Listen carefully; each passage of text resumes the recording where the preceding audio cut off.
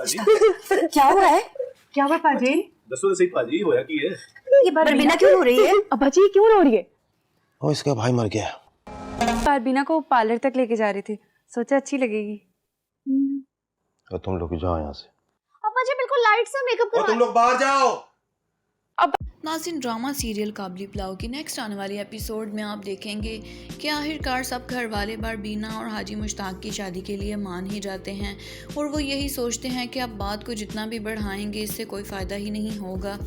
आखिरकार सब इस फैसले पर रजामंद हो ही जाते हैं, लेकिन छम्मो को तो अभी भी इस बात से एतराज़ होता है क्योंकि वो तो यही चाहती है कि बरबीना इस घर से चली जाए और वो ये भी जानती है कि उसके शोहर ने बरबीना पर बुरी नज़र रखी हुई है, इसलिए ही तो वो बार बार उसे छोड़ने की धमकियां भी देता है। तो छम्मो बरबीना से कहती है कि ऐसा क्या है तुम में जो कि मेरा शोहर तुम्हारे पीछे ही पड़ गया है।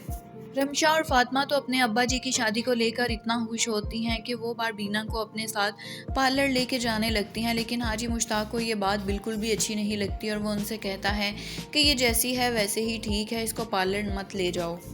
और दूसरी जानिब शर्मीन जहां हाजी मुश्ताक और इसके घर वालों को ये जाहिर करती है कि उसने बरबीना को हाजी मुश्ताक की ज़िंदगी में कबूल कर लिया है, लेकिन अंदर ही अंदर वो बरबीना को हाजी मुश्ताक से दूर करने की साजिशें कर रही होती है।